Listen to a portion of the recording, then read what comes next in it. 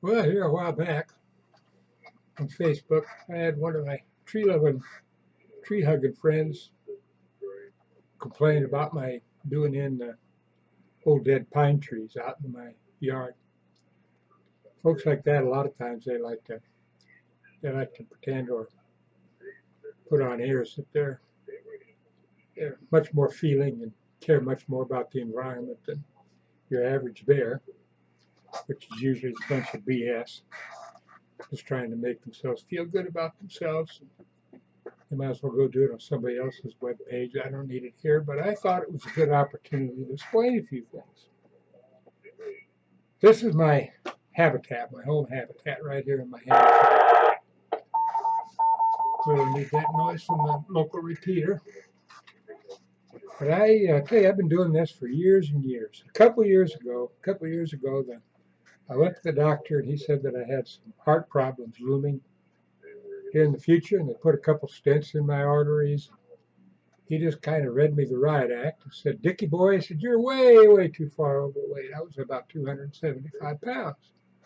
He said, "You got to get some exercise." Well, so I said, okay. I started walking, and I walked my butt off. I walked in the morning, I walked in the afternoon, and I walked and walked, and I lost a lot of weight, 90 pounds at the apex. But I'm telling you, all I got done was walking and sleeping and eating a little bit, very little bit. I even knocked off booze for a while, man. I'm telling you, that was terrible. But anyway, I thought what I'd do here to begin this little ditty that I'm going to do for you is show you around the ham shack and my hobbies that I've been partaking of since, oh gosh, I don't remember when. Long, long time. And things common about them, my computer stuff, my circuit design, manufacturing. I even caught hell for that one time. I ordered my circuit boards from China because you can't get them anywhere near that cheap from the U.S. and they FedEx them over by DHS. The whole operation takes me about 5 to 7 days to get a new design back from them, all etched into a nice professional looking circuit board, PC board. Can't even approach that here in the States. You can look at least 3 weeks lead time. And they want you to order 100 boards at a crack. In China, I can get 5 at a time and a very reasonable price, a couple bucks a board, including shipping. Can't do that here, but I caught hell for that for doing business with the Chinese. Even though the person that gave me hell for it, I asked her to look around her house and find out how much stuff she had that didn't come from China. I never got a response. You know how that goes. So anyway, here we go. I'll give you a little rundown here, then we'll go out in the yard and I'll show you what I decided to do after I got tired of walking for no good reason at all. A little tour of the ham shack. This is the radio equipment in the background. Up here you got a panoramic adapter that shows you the radio signals, different places on whatever frequency band you happen to be listening to. I'll get on the other camera now and show you what's right here in front of me. And this is my vantage point from behind my keyboard, the radio operating position. Got my ham logger here and the listing of all the stations, DX stations, long distance stations that are on the band now. Yes, we use the internet in ham radio. Here's where I check out the QRZ web pages, an international directory of all amateurs in the world. We can check each other's web pages while we're in a conversation and see pictures and some details about our own operation. There the radios are going full bore. Microphone up there, world map. I mean, we got it here if we need it. Put home patrol scanner, scanning the fire department and the local gendarmes. Alpha amplifier. Won't mean much to anybody who's not in ham radio, but this is a great little operating station. Worked the world with it. Some awards for different contests that I've been in over the years. I still do a little contesting, not so much to to win anything anymore, but to participate. Now we'll take a view of the rest of the lab and the workshop down here. Here's another operating position. I use this for CW, which is Morse code. A lot of times I just like to relax and get in a CW conversation with one of my old ham buddies and chew the fat with the printer sitting on top of it. But, that's an old rig. I've had that for probably about 1980, Kenwood TS 930S. Rigs back there are all Yaesu for no reason other than those are the rigs that trip my trigger at the time I needed new ones. Over here is my circuit design station, another PC, 3 monitors, and you can see I've got some of the smaller Arduino type machines laying around here. I like to program them and play with them. It's a lot of fun and very entertaining, and it keeps your mind working, keeps it active. A lot of parts, backup equipment. Here's the test bench. A lot of test gear. I fix most of my own electronic gear. I've been doing it for years. Test instruments. Working on an old surplus transceiver there, 3 to 8 megahertz. Ordered some crystals for it so I could put it on the ham bands. It's not on the ham bands right now. Over here's another test bench. I usually build over here when I build things. This is a construction bench. Some more test equipment. Parts. Miles and miles of parts. Boxes and boxes of parts. Parts and more parts, Mommy says. She says when I order parts, I don't order one at a time. I order a dozen at least. Well, they're cheaper by the dozen. That's it. A lot of old oscilloscopes that I've glommed onto and repaired over the years. Some of them I sold off last year, but I hate to part with them. They're beautiful, wonderful machines. Hewlett-Packard frequency generator. That baby. They call these kinds of surplus equipment boat anchors nowadays, but they've served me well for many, many years. More scopes, more parts, mementos from our Donna Reed Festival days.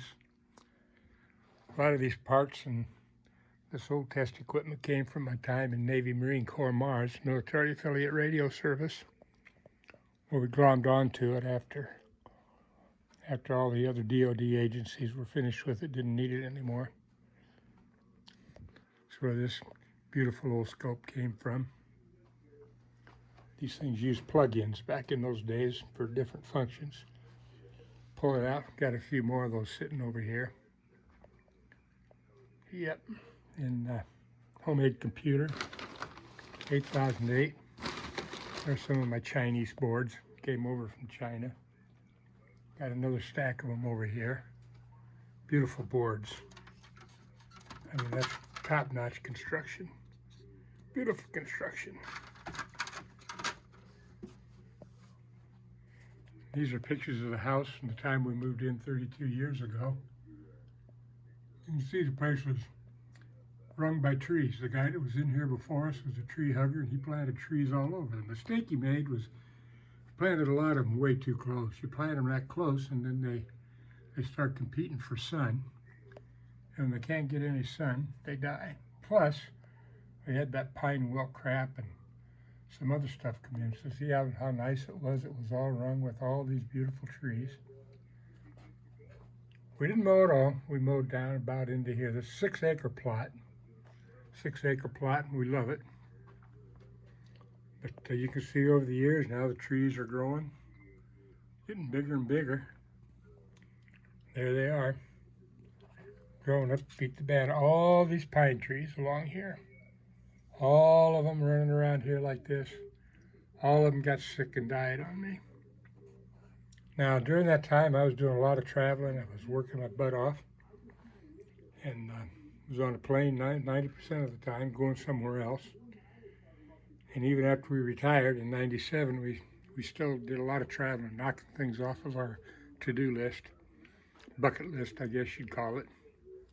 And here's when we were building our garage, take on our second, third, and fourth, and fifth automobiles and tractors and those kinds of things.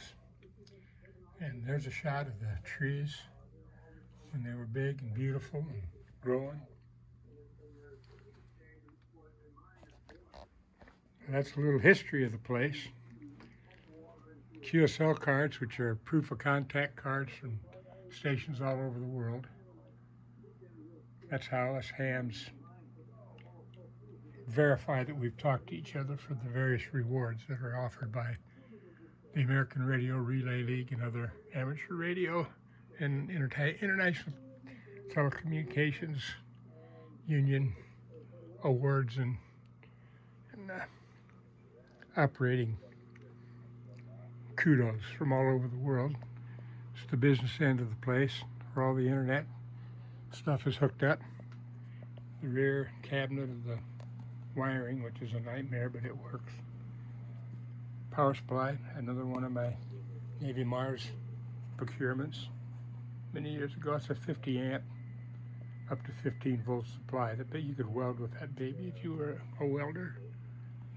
All the connections to the antennas outside, which you'll see some of, a beautiful old 555 scope. More parts, pieces of an old modem. Right there, probably dumped those.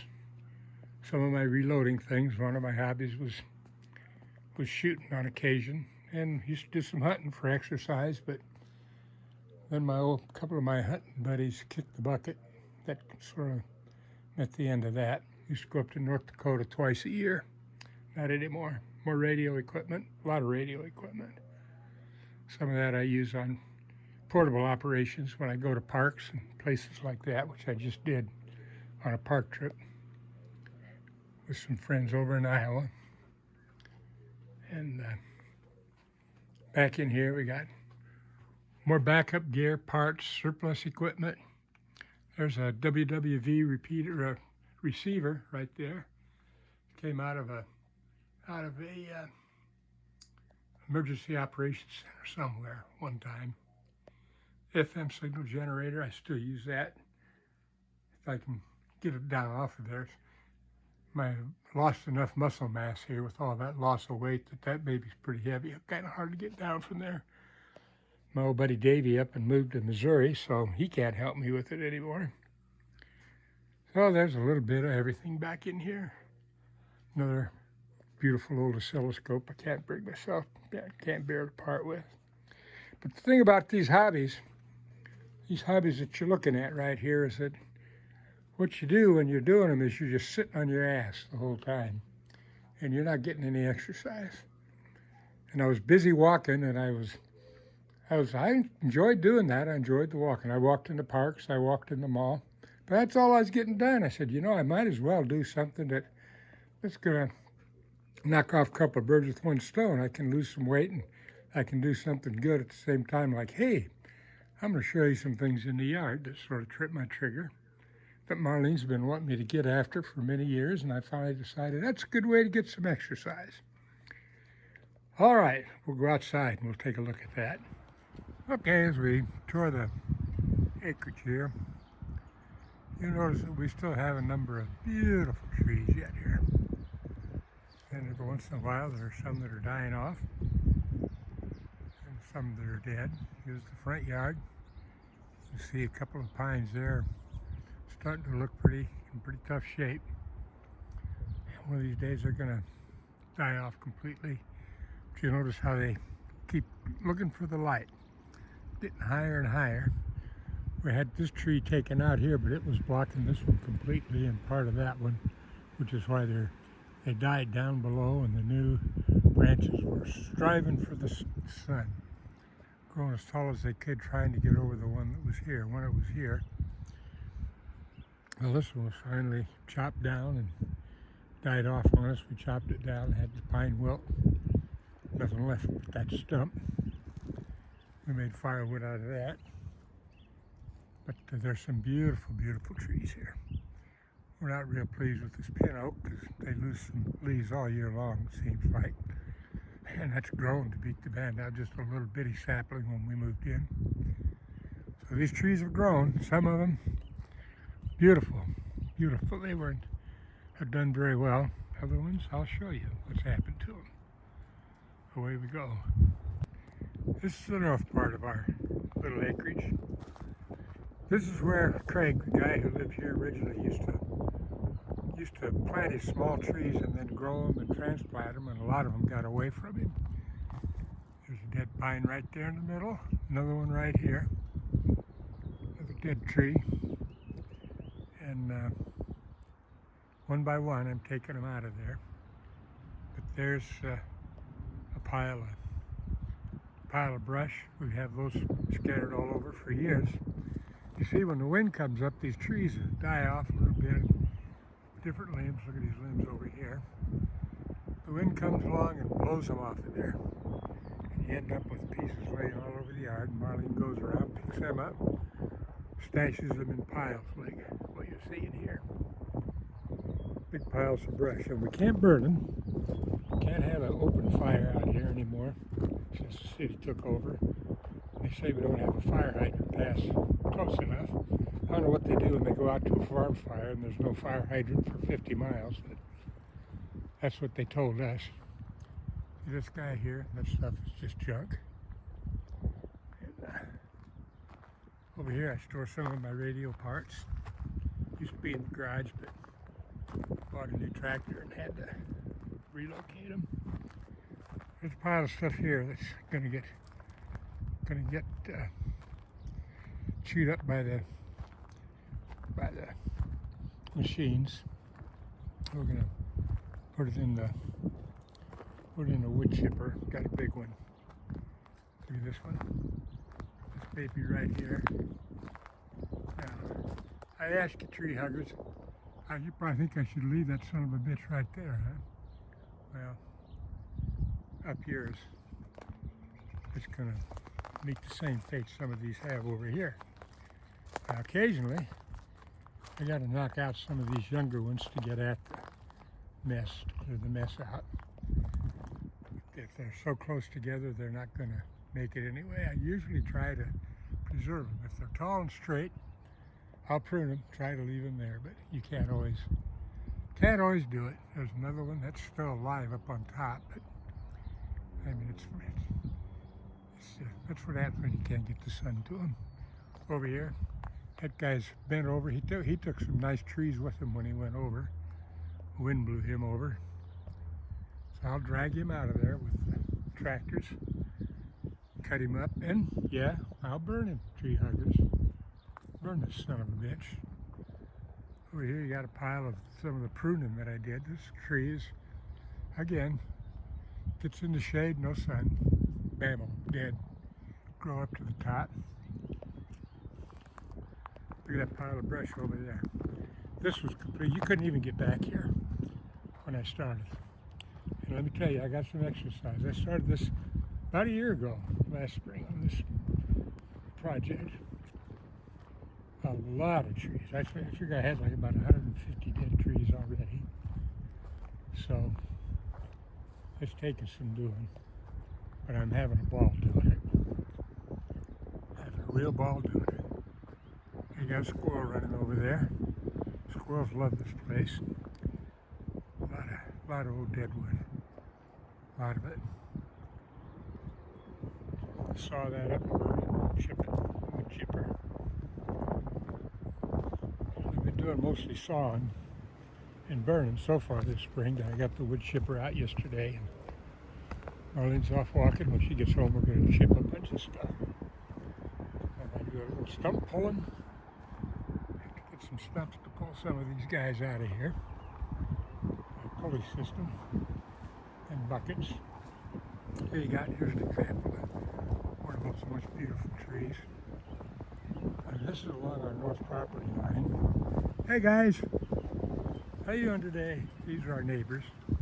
Pin and dog, I call them. How's it going, guys? Yeah, I don't have any carrots, sorry, today. A lot of times we take carrots out to them. Now down here, as we move along the north side, you you're going to see a real mess. I'm telling you, this is where I put my stumps. After I dig them out and push them out and cut them out, I haul them over here with the little forks in it with the boom pole on it. Or tied to the bucket on the Bobcat. As you can tell, there's a pretty good pile of refuse here. I don't know what I'm going to do with that. Probably have to rent a dump trailer and haul them down to the recycle plant. Whatever they do with them, I don't know. Here was a tree. Dead tree, look at that dead tree there. Look at this junk. I mean, every one of those that you saw in that picture there, every one of those pines is, in the last 32 years has bought the farm, so to speak. Look at that. I mean, that, my friends, is a mess. Here you got a picture of what happens when the wind comes up. Got that branch there broken off, just hanging. And you get enough of a wind one of these days, that's going to come tumbling down. And it'll get picked up and thrown in a pile, like the stuff over here. I mean, that's a mess. That, for crying out loud, is a real mess. You can't even, once you get a little foliage going in there, you won't see that house next door. You won't have any line of sight at all. We're going to pile back in there. Now, as you get over here to the east side, we have some beautiful trees. They're just doing great. We leave them alone. We're going to stay there. This is also our wildlife area. And, we don't want to get down in there and penetrate too much anymore. We have to, so I haul the dead trees out. I haul the dead logs out of there and chop them up. I'll be hauling this one out one of these days. This down, but I didn't knock those down. They fell down themselves. Some of them I knocked down with the Bobcat. But I got to be able to get at them first. Those babies are everywhere. That right down in there is a beautiful little area, and we don't touch it. You know, there are deer living down there, resting, sleeping down there at night. There's a troop of about 7 or 8 of them around here all the time. And the turkeys occasionally come in. There's a real refuge area a couple miles up, and these are all acreages along this 180th Street, so there's a lot of room for them to roam. But a lot of animals, a lot of squirrels. Marlene feeds the squirrels. She loves to hear. Here's an example of it. One of the limbs coming flying out of the tree in the wind. We'll pick that up, take it with us, throw it on the pile. It'll end up in the chipper. Anything below about 5 inches I can chip in the wood chipper. Anything above that I cut up and put it in the fire pit. I can burn a fire pit, and that takes a long time, but I can't do any open burning. I couldn't come down here and rope this off and burn this stuff up all by itself without some kind of without a permit, and they won't give us permits, so it can't be done. I'm gonna, for a while, I told our plantation president, or a place called the Plantation Development, I told her we ought to buy our own damn fire truck. She thought it was ridiculous, but that's what you call thinking out of the box, folks. You can get those fire trucks as pumpers for $3,000 or $4,000, kept in really good shape by fire departments all across the country. We take care of our own damn fires out here. Tell them our fire department to go cram it. There's a view of my tower, part of my hand activities. It's a Fred Martin tower, crank up tower. I can crank the big beam down from the top and work on it. And one of these days I got to put a new element in. The wind blew off of it. That's a Tennedyne T10 log periodic antenna for those of you who are ham-minded or know anything about antennas. Worked the world with that baby. Over 325 countries. That's a lot. In case you're wondering. Here's another project. I was in here working on this the other day with my saws. Got some more to get out of here. That's That's some of the burning that's been going on. This guy's got to go. He still hasn't been dead long enough to be a real pushover, so I may have to cut him down. I'm pretty careful about doing that. If they're too tall, I get a pro to come out here and cut them down, and then I take over from there. I'm not a professional logger. Down in here, over on the east end, you can't get through here after the brome grows up and the weeds start popping back up again. That's okay.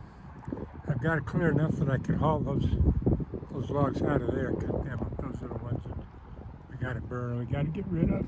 In fact, the city got all over us a while back down there along 180th. Said our trees were threatening their damn power lines, even though they're nowhere close. But we pulled some of them out of there anyway. So this is, there's a turkey over there. Just telling you about the wildlife. Gobble, gobble, gobble. That guy walks around and gobbles at me a lot. He doesn't much mind me being out here. So that's what we love about this place. Even though we get accused of being human parasites. It's not really the way it is, I want to tell you. Here's an area that we cleared. Had a couple of big old dead pines in here. Over here you got some of our chipper piles. We do wood chipping. I'm up along the west side. I'll show you that in a minute. I chipped that whole thing out. Took me a year. It used to look just like the north side. It's the south side over there. I really went to work on that last year. Now this pile was about twice this size yesterday. Marlene and I came out and we started chipping away. You can see the piles of mulch of a lot of the chipping we've done already. There you go. We're going to clear out that whole pile today. Finish that off. This piece won't go in the chippers with that bend in it. I'll have to cut it. I can saw out here, cut that. You can see we're piling up stuff here. This is a wood chipper. Beautiful little machine. I had to do some work on it to make it work right. But now it's running pretty good. I put that on the back of the old Ford. This equipment I bought when I started this project. And I get plenty of exercise out here doing it. The old Fordson works pretty good. So it'll run the chipper. I use the Bobcat down here to load up the little stuff and get it close to the bin, and then we'll shove it in the chipper. Make mulch out of it. Had some logs I drug out here yesterday. I saw them up. That's what I was burning yesterday. Had about 7, 8 logs in here. Got a few more to go. These are real junk logs. I'll pull them out. Finish chopping them up. May do that this afternoon yet. We'll see. Right now we're working the chipper out. I got that pile. I got this stuff to drag out of here. So there's still work to do. I mean, I'm not going to get bored. As we walk along this southern side, I want you to realize that this was once, this last spring, just exactly like what's on the north. Here's Marlene's deer block. She walks out here with water. I don't know why she doesn't use a tractor and trailer, but she carries buckets of water out here for the animals. The deer block for the deer. She's got deer feeders every day religiously. She comes, or bird feeders. Every day religiously she comes out, does her chores. About 2 o'clock in the afternoon she fills her bird feeders and her squirrel feeders. Makes nice rounds doing that, and she loves to sit there at the kitchen window and watch little devils play. This pile that used to be shredded, that was down to almost nothing once. I'm going to need to shred it again. There's another tree I can't see. Yeah, there's some budding on it. Hit the button, I'll leave them. That's the new neighbors moved in over there. They got some work to do in their backyard too.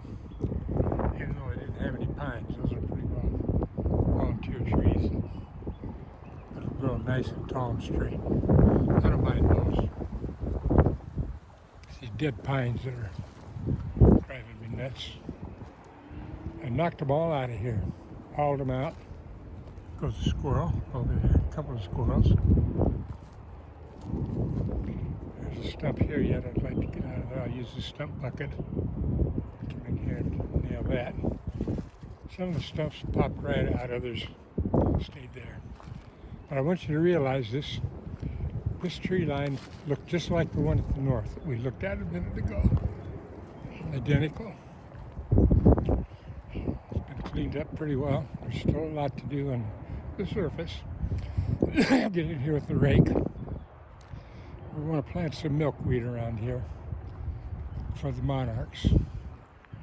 That'll be our next project. And just make a nice milkweed patch. There are a few wildflowers over there. Used to be wildflowers all over the place. Cut them out. Here's some pieces.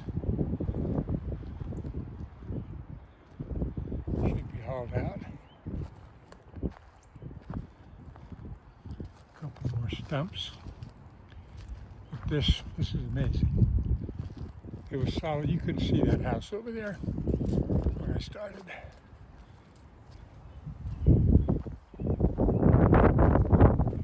There's a stump up here. Stump up here. We had that tree professionally chopped out too. I should get that. Either rent a stump grinder or have somebody come in and grind it out. These two, both of them. We had our tree guy take out a while ago. They were dead, don't worry, tree huggers. But we had to have them taken out. And up front, we still have some really nice, beautiful ones there. And this one, lovely tree. Long may they live and persevere.